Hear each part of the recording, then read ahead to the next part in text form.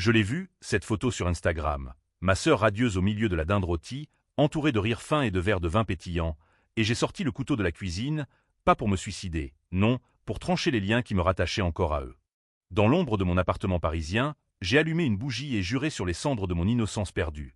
Ils paieraient, non pas avec des excuses larmoyantes, mais avec le poids de leurs secrets exposés au grand jour, nus et saignants comme une plaie ouverte. Et ce soir-là, Thanksgiving ou pas, j'ai franchi la ligne. Un appel anonyme à la police, un dossier numérique envoyé à la presse, et le premier domino est tombé. Ma mère, cette sainte aux yeux de tous, accusée de fraude fiscale depuis des années. Paris, novembre 2025. Les feuilles mortes tourbillonnaient sur les pavés humides de la rue de Rivoli, comme des confettis d'un enterrement raté. J'étais assise dans mon petit studio du Marais, une tasse de thé froid entre les mains, fixant l'écran de mon téléphone qui vibrait d'insultes muettes. Pas d'invitation. Pas un mot. Ma famille, ces bourgeois impeccables de Neuilly-sur-Seine, avaient décidé que cette année, Thanksgiving, cette importation américaine qu'ils adoraient pour son cachet exotique, se passerait sans moi. Élise, la brebis galeuse, la fille qui avait osé divorcer, osé refuser l'héritage familial pour un boulot de professeur de littérature dans une banlieue oubliée. Je m'appelle Élise Moreau, 34 ans, et jusqu'à ce soir-là, je croyais encore que le sang était plus épais que l'eau. Quelle idiote! Le hook de cette histoire n'est pas dans le refus d'une invitation, c'est dans ce que j'ai fait ensuite. J'ai fouillé dans les tiroirs de ma mémoire, ces tiroirs rouillés où pourrissaient les secrets que j'avais enterrés pour eux. Mon frère aîné, Antoine, le golden boy de la finance, qui m'avait fait porter le chapeau pour son petit trafic d'actions il y a 10 ans. J'avais 19 ans, étudiante en droit à la Sorbonne, et j'avais signé ces faux documents parce qu'il m'avait juré que c'était juste pour aider la famille. Résultat, une amende que j'avais payée de ma poche, un casier judiciaire qui m'avait fermé les portes des cabinets d'avocats, et lui avait gravi les échelons chez BNP Paribas, comme si de rien n'était. Le téléphone sonna enfin. Pas eux, bien sûr. C'était Claire, ma meilleure amie, ou du moins, ce qu'il en restait après que ma famille l'eut discrédité auprès de tous. Élise, t'es où? Le métro est en grève, mais viens quand même, on mangera des croissants au lieu de la dinde. Sa voix était un baume, mais même elle ne pouvait effacer le vide. Je raccrochais, les yeux rivés sur cette photo Instagram. Antoine, bras autour de ma sœur Camille, ma mère en perd les tailleurs Chanel, levant un toast à l'unité familiale. Unité. Le mot me fit vomir. Je me levai, traversai la pièce exiguë encombrée de livres jaunis, Baudelaire, Camus, ces voix françaises qui hurlaient la révolte dans mes veines. Dans la cuisine, le couteau à découper luisait sous la lumière jaunâtre de l'ampoule. Pas pour me trancher les veines, non, pour symboliser la coupure. J'ouvris mon ordinateur portable, un reliquat de mes jours prospères, et commençai à compiler. Des emails anciens, des captures d'écran, des relevés bancaires que j'avais conservés par paranoïa. Le dossier « traîtrise » que j'avais créé il y a des années, par masochisme ou par vengeance latente. Tout avait commencé bien avant ce Thanksgiving fantôme. Retour en 2015, l'année de mon mariage avec Julien. Une noce somptueuse à Versailles, payée par les deniers familiaux, ou du moins, c'est ce qu'on m'avait dit. En réalité, Antoine avait détourné des fonds de l'entreprise paternelle pour financer le spectacle. Feux d'artifice, orchestre symphonique, robes de couturiers italiens. Quand le scandale avait éclaté, un audit interne qui avait mal tourné, c'est moi qu'on avait désigné coupable. Tu signais tout, Élise, tu étais la mariée, la figure publique. Ma mère, avec ses yeux de biche effarouchés, avait pleuré au tribunal. Ma fille est innocente, c'est un malentendu. Mais en privé, elle m'avait supplié de plaider coupable pour protéger la réputation des Moreau. J'avais cédé. 15 mois de sursis, une thérapie forcée, et un divorce 2 ans plus tard quand Julien, ce lâche, avait fui avec une stagiaire. Depuis, j'étais l'ombre. La professeure qui corrigeait des copies de lycéens indifférents à Victor Hugo, vivant d'un salaire misérable dans un appartement qui puait l'humidité. Eux brillaient. Antoine, vice-président maintenant, marié à une héritière belge. Camille, influenceuse mode, avec ses 2 enfants parfaits postés sur les réseaux. Et ma mère, veuve éplorée depuis la mort de papa en 2020, mais toujours la reine des thés mondains à l'hôtel de Crillon. Ce soir-là, le thé froid devint amer comme la bile. Je composais le numéro anonyme que j'avais trouvé sur un forum obscur du dark web. Un service de règlement de comptes légaux, disait-il. Je veux exposer une fraude, murmurai-je d'une voix que je ne reconnus pas. L'homme à l'autre bout rit doucement. Combien de sang voulez-vous verser, mademoiselle? Pas de sang, pensai-je. Juste la vérité, qui coupe plus profond. Les heures passèrent en un tourbillon de clics. J'envoyai le dossier à un journaliste de Libération que j'avais connu à la fac. un certain Marc Duval, qui haïssait les élites autant que moi. Pour publication immédiate, ajoutez je dans l'email. Puis, un appel à la brigade financière. Concernant les comptes offshore des Moreau, vérifiez les transactions de 2015.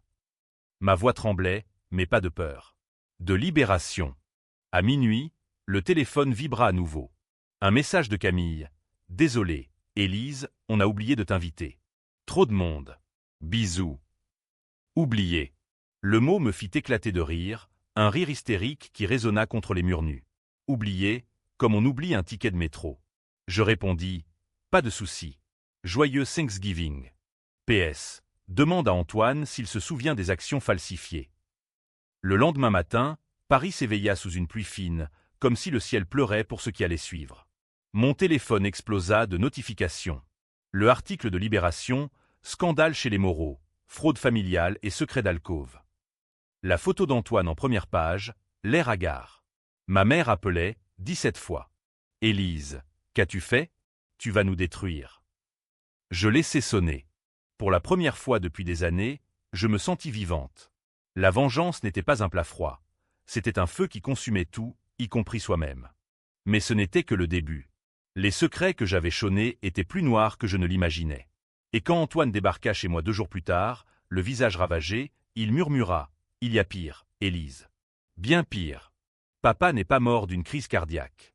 C'était nous. » Le twist familial venait de commencer, et je n'étais pas prête pour la suite. Antoine se tenait dans l'encadrement de ma porte, trempé par la pluie, son costume Armani froissé comme un mouchoir usé. Ses yeux bleus hérités de papa, étaient injectés de sang, et pour la première fois, je vis en lui non pas le frère invincible, mais l'homme brisé qu'il avait toujours été sous la carapace. « Laisse-moi entrer, Élise.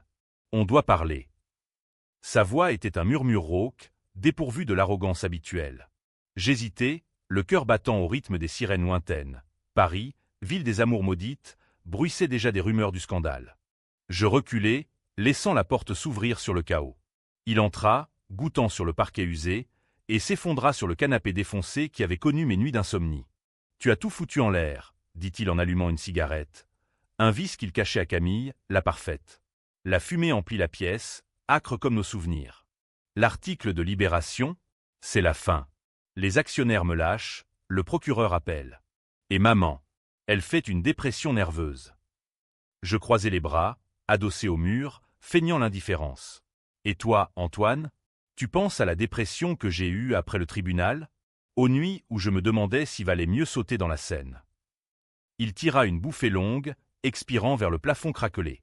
C'était pour le bien de tous. Papa était endetté jusqu'au cou avec ses investissements foireux en Afrique.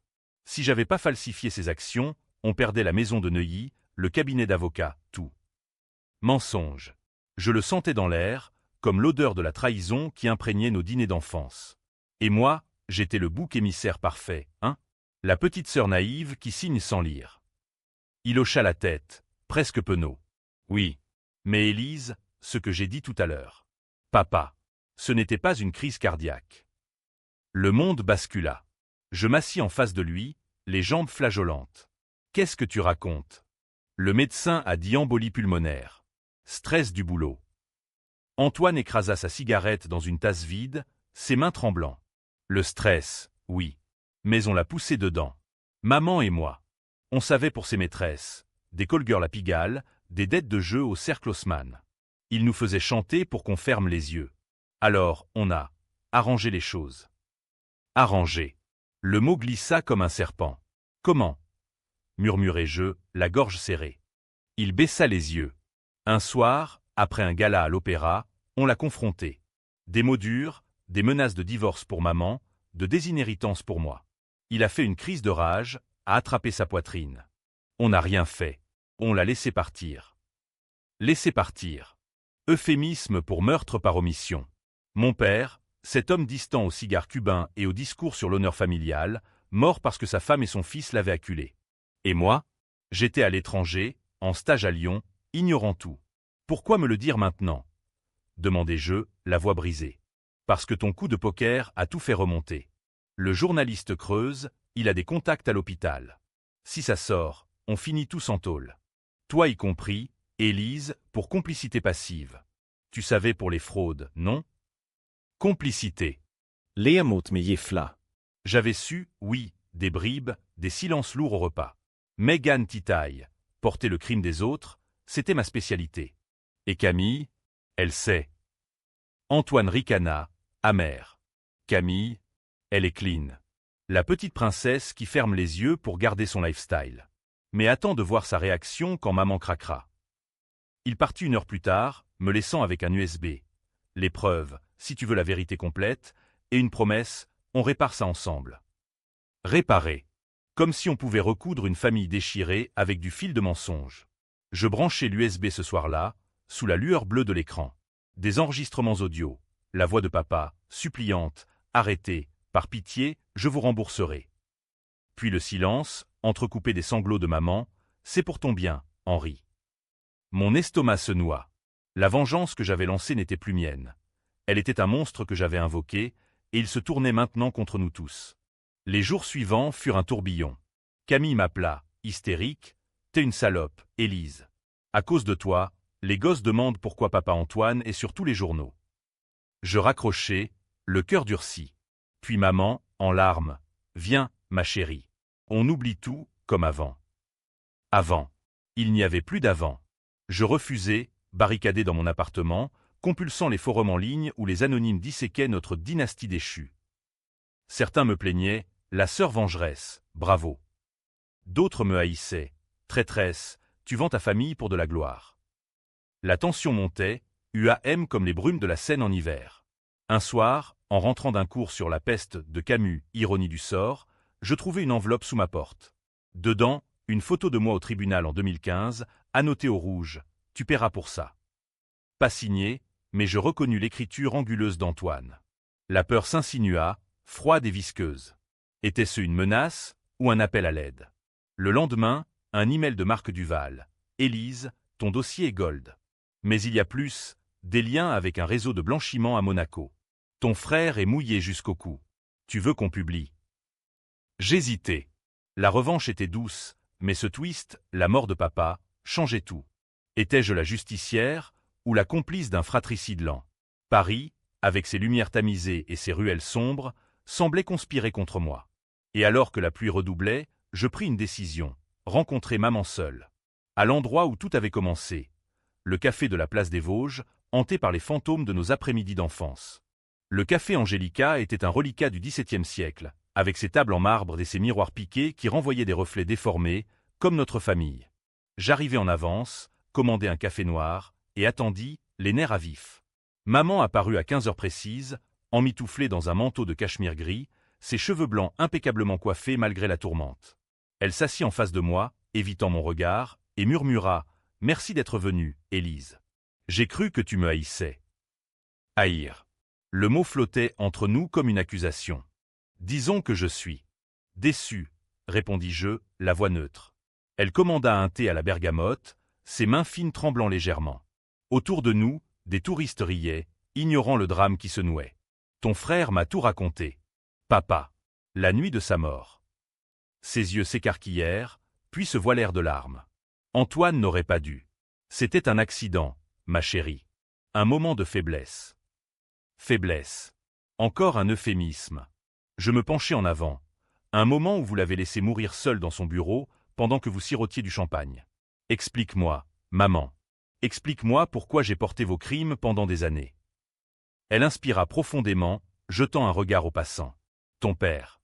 Henri était un homme compliqué. Des affaires douteuses, des femmes, des dettes qui nous auraient ruinés. J'ai découvert ses comptes offshore en 2014, juste après ton mariage. Il me menaçait de tout révéler à la presse si je divorçais. Alors, on a planifié. Pas la mort, non. Juste une confrontation pour le raisonner. Mais il s'est effondré, et Antoine. Il a paniqué. On a appelé les secours 10 minutes trop tard. 10 minutes. L'éternité pour un mourant. La serveuse passa, et maman se tut, feignant un sourire. Puis, d'une voix basse. Et toi, Élise, tu n'es pas innocente. Souviens-toi de 2012, cette histoire avec le notaire. Tu as falsifié la signature pour l'héritage de grand-mère, pour payer tes études. C'est moi qui ai tout fait l'affaire. Falsifié. Le souvenir me frappa comme un coup de poignard. Oui, j'avais signé au nom de Camille, qui était mineure, pour détourner une partie de l'argent. Un prêt étudiant, rien de plus. Mais maman avait raison, j'avais goûté au poison du mensonge familial dès l'adolescence. Et maintenant? Demandai-je, la gorge serrée. Libération publie la suite la semaine prochaine. Blanchiment à Monaco, complicité dans la mort de papa. Vous tombez tous. Elle pâlit, agrippant ma main. Aide-nous, Élise. Retire ton témoignage. Dis que c'était une vengeance personnelle, un délire de divorcé amer. La famille passe avant tout. La famille. Ce mot, mantra de notre lignée, sonnait creux. Je retirai ma main doucement. Et si je refusais? Si je choisissais la vérité, pour une fois? Ses yeux s'allumèrent d'une lueur que je ne lui connaissais pas, matoise, calculatrice. Alors, souviens-toi de Julien. Ton ex-mari? Il n'a pas fui par hasard. C'est moi qui lui ai révélé tes petits secrets, tes aventures à Lyon, tes dettes de jeu. Il est parti parce que je l'ai poussé. Et si tu nous lâches, je ferai de même avec ton boulot. Un appel à ton directeur, et tu perds tout. Menace. La mienne, la leur, un cercle vicieux. Je me levai, le cœur cognant. Tu es pire qu'Antoine, maman. Au moins, lui admet ses faiblesses. Elle ne répondit pas, se contentant d'un regard implorant qui masquait la fureur. Dehors, la place des Vosges bruissait de vie, des enfants jouant, des amoureux enlacés. Ironie française, la beauté masque toujours la pourriture. Je marchai longtemps, le long de la Seine, où les péniches glissaient comme des cercueils flottants. Le twist de maman me rongeait. J'étais complice, oui, mais pas au point de me taire. Ce soir-là, je contactai Marc Duval. Publié. Mais ajoutez mon nom. Je signe comme source. La vengeance devenait publique, et avec elle, mon propre effondrement. Camille surgit le lendemain, chez moi, avec ses talons aiguilles claquants comme des coups de feu. T'es folle? Maman m'a tout dit. Tu vas nous tuer tous. Elle pleurait, son maquillage impeccable coulant en traînées noires. Je la laissai entrer, curieuse de voir jusqu'où irait la mécréante. Et toi, Camille? Dans tout ça, qu'as-tu fait? Fermer les yeux pendant que Antoine blanchissait de l'argent sale pour tes shootings à Milan. Elle s'assit, octant. Je savais pour les comptes. Mais c'était pour les enfants, Élise. Pour leur avenir. Pour les enfants. Le cri de guerre des égoïstes. Et le mien? Mon avenir, volé par vos mensonges. Elle se redressa, soudain dure. Tu n'as jamais voulu d'enfant, de toute façon. Divorcée, seule, amère. Tu mérites pas mieux. Les mots blessèrent, car ils touchaient une plaie ouverte, mon infertilité, secret que j'avais confié à elle seule après le divorce. Trahison profonde, une de plus.